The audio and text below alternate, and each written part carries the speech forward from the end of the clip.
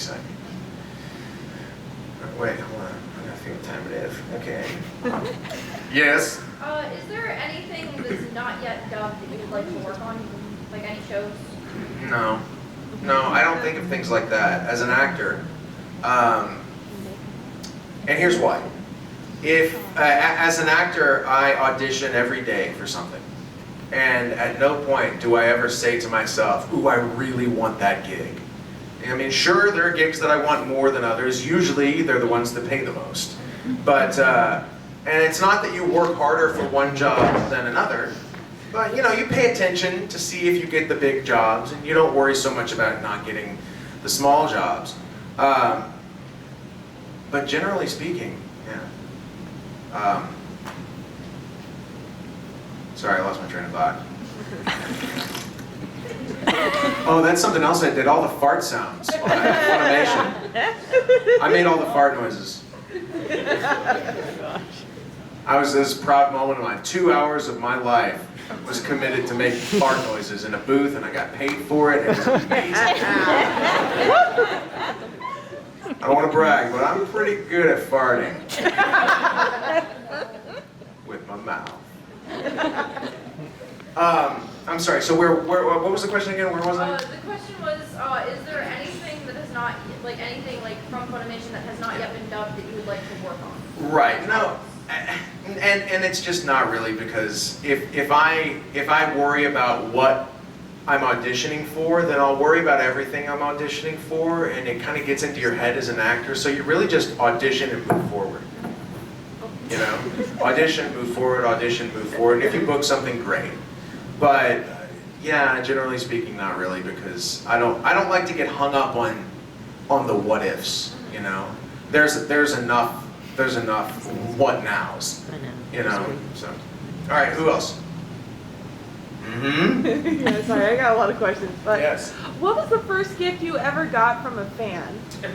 I don't know. I've gotten a lot of nice gifts over the years from fans. Some of them have been interesting. One of the coolest ones I ever got was this young woman made me and the whole cast of Beck plushies of the dog. Oh, I so still cool. have it. I still have that at home. And, you know, I've gotten plushies, all homemade, handmade stuff. I've gotten also plushies of the alien from Italia. Oh, Tony and the Cloud. I don't know if that's I don't know, whatever. But you know, trust me, I get a lot of stuff where I'm like, this is great. I don't know what this is. You know, but I appreciate it. And most everything that I get from the fans goes right home to my daughter. You know, because she loves this stuff. So I bring her the things. And she has a pile of stuffed animals in the corner of her room, and a lot of them are things that I picked up at conventions from fans. I can't recall what the first thing I ever got was, but anyway, that's kind of a smattering of the things I've received over the years. Who else? Who else? Come on, come on. Oh, look, some new people! Okay, in the back, yes.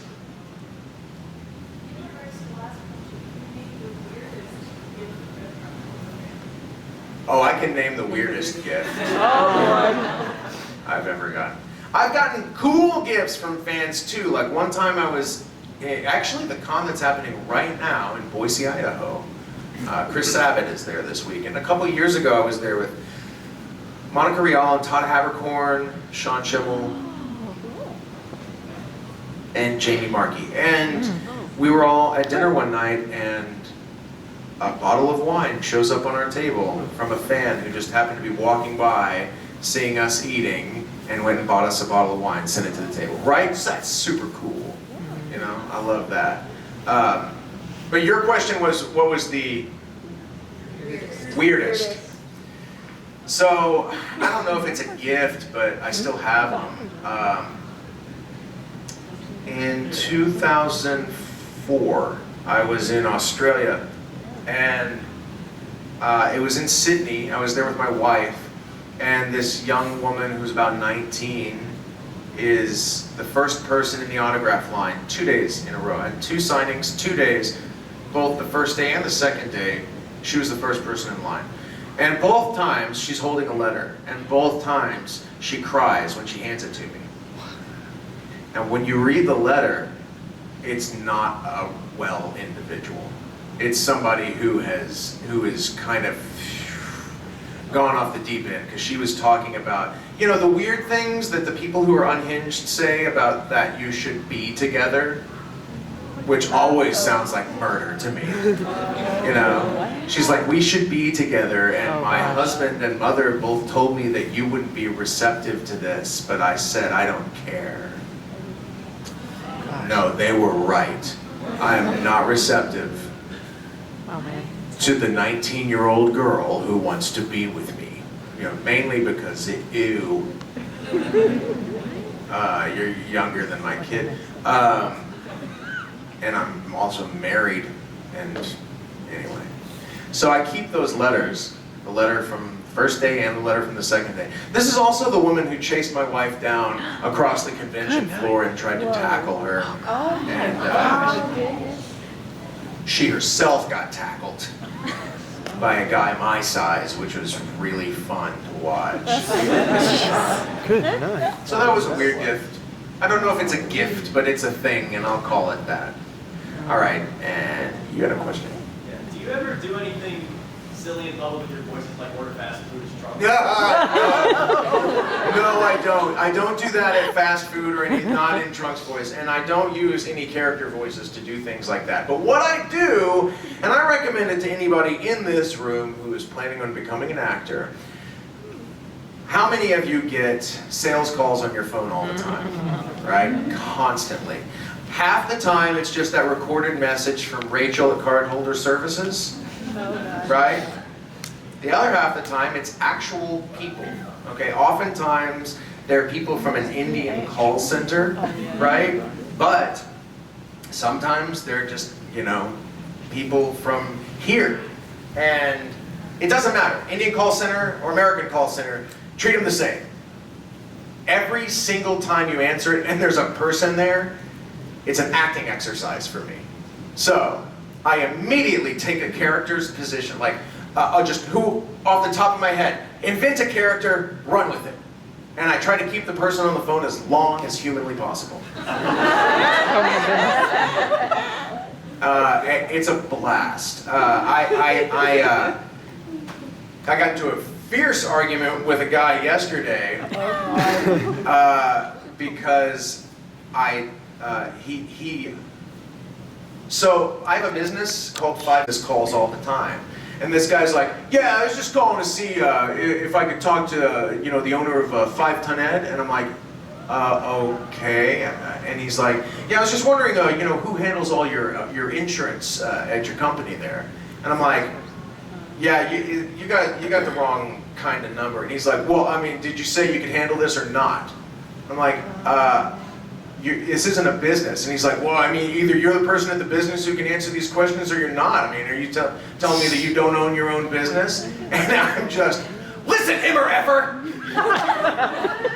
Why don't you do this to that person and then wrap that thing up and stick it in the so-and-so? And I mean, I just ripped into this guy. And that didn't end well. But my favorite one happened last week. Hold on. I don't think I can play this for you guys. I don't think. Boy. We've got a 12-year-old in the room. Not you. That's the beardiest 12-year-old I've ever seen. I do have a recording of one time when this happened when I was in a booth. I took my phone into the booth with me. For some reason, it was an emergency situation, like I was waiting on a call from my wife or something. The phone rang and it was a number I didn't recognize, and I told the engineer, roll the take, and I answered it on speakerphone. Oh boy. And this guy, he's from the Indian call center, and he says that his name is Damien, and I called him the son of the devil. I go, Damien? You mean like the son of the devil? And he lost control on it. Like, I mean, like a litany of cuss words that I hadn't ever considered putting together. It was hysterical. But, like, 3 days ago, I've had a real, just so you guys know, I've had a really, really, really, really bad week.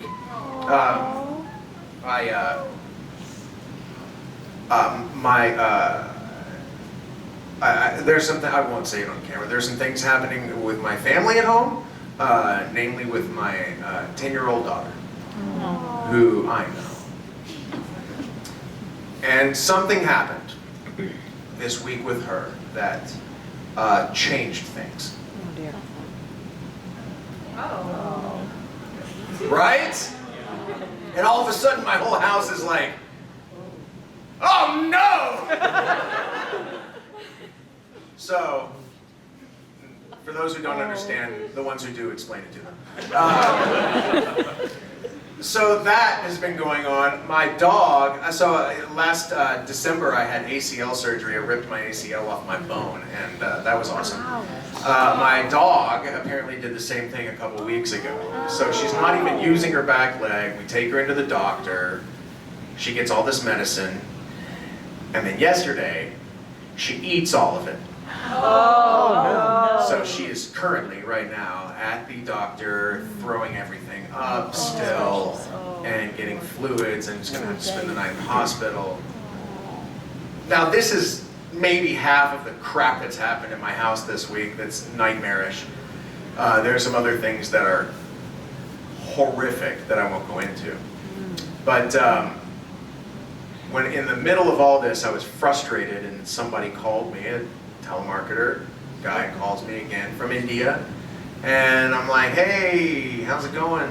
He's like, I'm just wondering if I could sell you this brace. You have pain, and it's kind of broken English. He's like, you have pain, so I'm going to give you this brace. And I'm like, are you trying to sell me a brace for my body? And he goes, yes, for your pain. You just need to tell me where your pain is. And I go, well, my pain is in my head, shoulders, knees, and toes. Knees and toes. And he goes, it's where? It's in my head, shoulders, knees, and toes. Knees and toes. And he starts writing it down. It's in your head and your shoulders and your knees and toes. Knees and toes. And then he starts asking me about my doctor. Well, who's your doctor who's diagnosing your pain in your head, shoulders, knees and toes? Knees and toes. But who's your doctor? I've been seeing Dr. Seuss. My whole life. He's colorful, and I like his candy, but I don't really understand what he's talking about or what I'm diagnosed with. And he's like, can you give me your doctor's information? So I started saying like, well, I know he doesn't like green eggs and ham. Sam, I am. And this went on for 20 minutes. Oh my God. I answered the phone when I left my house, and I hung up when I pulled into Chris Sabat's studio. So I recommend everybody do that if you have the opportunity, and make those people's lives as difficult as they've been making ours. Okay, so that's my time for right now, guys. I'll be here all weekend. So come back and see me some more. Have a fun Friday. Hey.